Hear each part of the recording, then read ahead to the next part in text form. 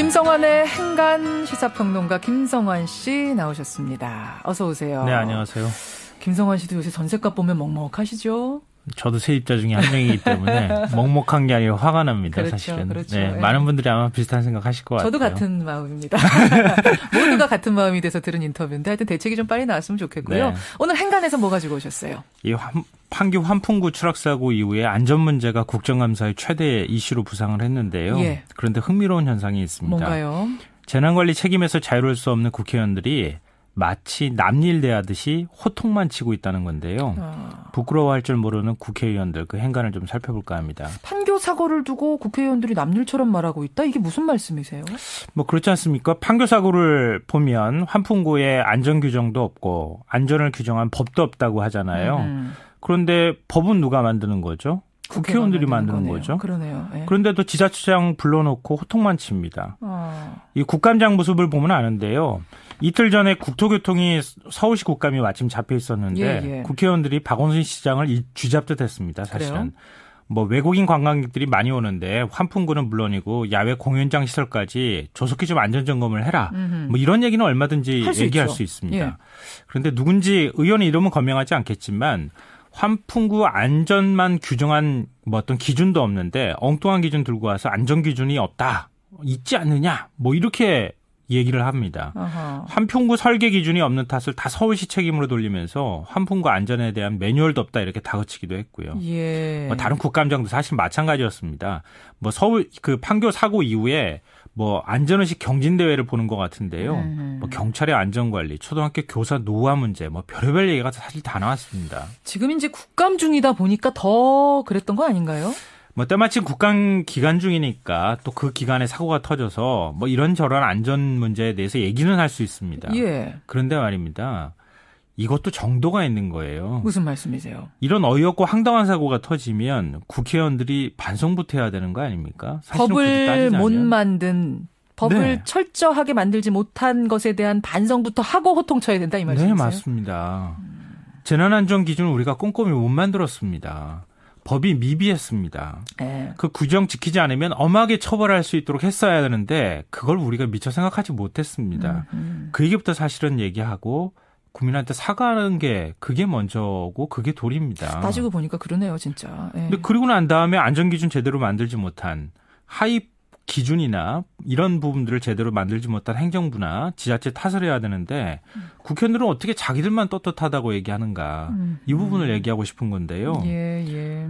부끄러움을 느끼는 기관이 퇴화를 한 건지 아니면 철면 핀 건지 둘 중에 하나가 아닐까 이런 생각도 듭니다.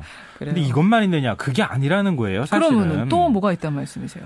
이렇게 남일대하듯 하면서 정략적인 판단은 또 귀신같이 잘한다는 거예요. 그래요? 사고가 터진 뒤에 정치권이 보인 반응을 보면 알 수 있는데요.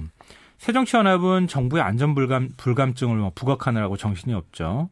세월호 사고 터진 지 얼마나 됐다고 또 사고가 터지냐 뭐 이런 식인데요. 새누리당도 마찬가지입니다.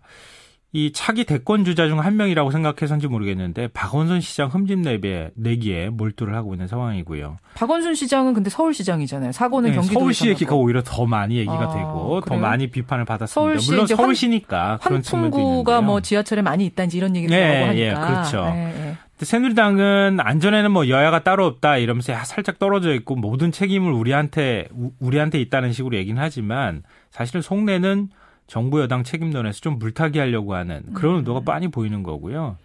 새정치연합은 권력은 정부 여당이 있으니까 우린 뭐 비판만 하면 된다는 식 뭐 그런 태도를 보입니다. 그래요. 근데 이런 정치권의 어떤 그 수를 능가하는 진짜 고수가 따로 있는데요. 진짜 고수가 누구예요? 제가 볼 때 저는 사실 기사 보면서 이게 굉장히 화가 났었는데 우리나라 1등 신문이라는 곳이 이번 판교 사고 후에 유족들이 보인 반응을 어떻게 보도를 했냐면요. 예.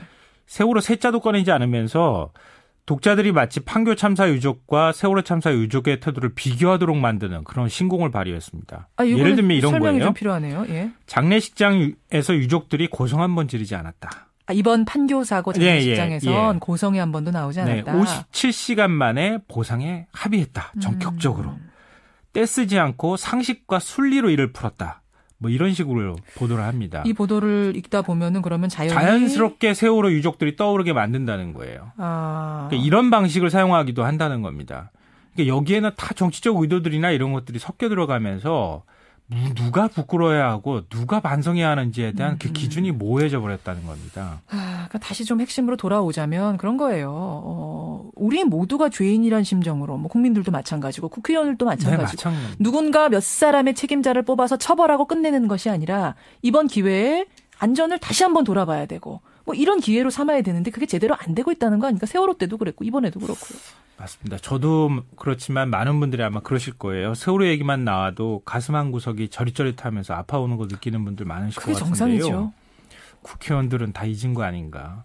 우리 사회에서 정치라는 것을 논하는 사람들은 그런 생각을 별로 하지 않는 거 아닌가 이런 생각이 드는데요. 왜 의심하세요? 이런 이유를 이렇게 말씀드린 이유가 있는데요. 세월호 사고가 터진 지 6개월이 지났어요. 예. 근데 참사 이후에 선박법, 해운법, 뭐 대형사고 방지를 위한 각종 법안들, 안전 관련 법안들 70여 개가 그 국회에 제출이 됐어요. 예. 근데 통과되지 않고 그대로 있거든요, 지금도. 계류 중입니까? 예.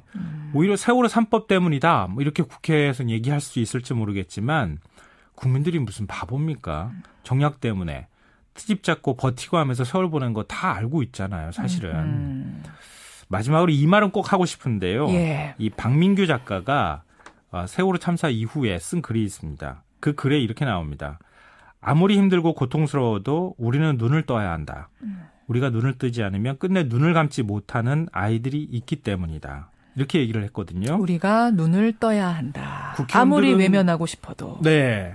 국민들은 눈을 부릅뜨고 있는데 국회의원들은 눈을 감고 있는 게 아닐까. 국회의원들이 눈을 뜨고 우리의 문제에 대해서 함께 얘기하고 이 문제를 좀 갖다 놓고 난 다음에 진심이 담긴 얘기를 할 수 있어야 되지 않을까 이런 생각이 듭니다. 좋은 부분 지적을 해 주셨어요. 예, 저도 계속 그런 생각이 들더라고요. 몇몇의 그 책임자 관련자들만 문책하고 넘어갈 일은 정말 아니라는 생각. 맞습니다. 예, 다 같이 하실 겁니다. 김성환 씨 수고하셨습니다. 예, 고맙습니다. 행간이었습니다. 저는 잠시 후에 뵙죠.